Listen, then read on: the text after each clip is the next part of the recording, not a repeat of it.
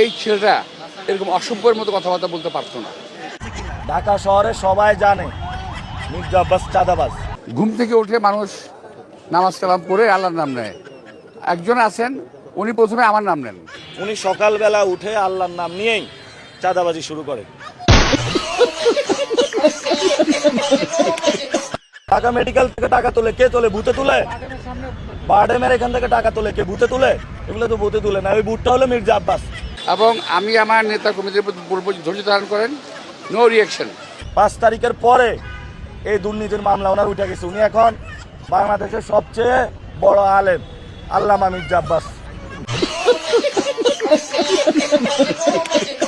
আমার মনে হয় তো তারেক রহমানও বিপদে আছে এই মির্জা আব্বাসকে নিয়ে, খুবই বিপদে আছে।